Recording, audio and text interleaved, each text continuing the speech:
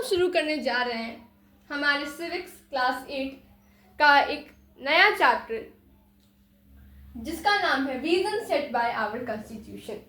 तो नाम से ही पता चल रहा है चैप्टर के हमारे कॉन्स्टिट्यूशन का क्या मेन एम है, क्या मेन ऑब्जेक्टिव्स हैं, उस बारे में हम पढ़ने वाले हैं। तो इस चैप्टर में हम किन किन टॉपिक्स को कवर करेंगे? तो इस चैप्टर में हम पढ़ने वाले हैं the preamble of our constitution के बारे में। अब ये प्रीएम्बल क्या है, ये प्रीएम्बल क्या है, अब किस चिड़िया का नाम है? तो हमने बहुत सारी बुक्स पढ़ी हैं, बहुत सारी स्टोरी बुक्स, बहुत सारी नॉलेज वाली बुक्स।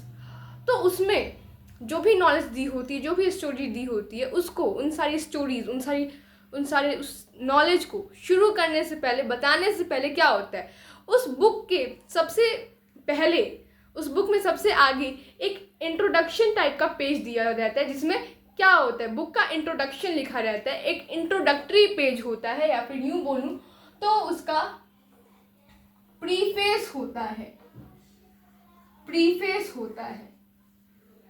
अब उसी तरह हमारी कॉन्स्टिट्यूशन जो है, हमारा जो कॉन्स्टिट्यूशन है वो भी क्या है, एक बुक है।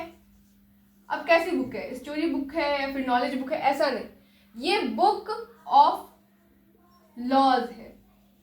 हमारा जो कॉन्स्टिट्यूशन है वो एक बुक ऑफ लॉज है। एंड क्योंकि हर बुक के पास एक प्रीफेस होता है, तो हमारा कॉन्स्टिट्यूशन है वो भी एक बुक है, तो उसका भी एक प्रीफेस है। उसी प्रीफेस को, उसी इंट्रोडक्शन वाले पेज को, उसी प्रीफेस को हम बोलते हैं प्रीएम्बल। नेक्स्ट टॉपिक हम पढ़ेंगे इसमें ideas transformed into laws.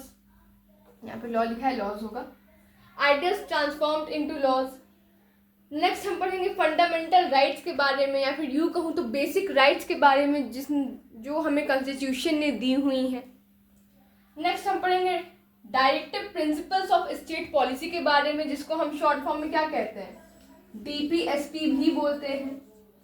Directive principles of state policy को हम क्या बोलते हैं, शॉर्ट फॉर्म में डीपीएसपी भी बोलते हैं।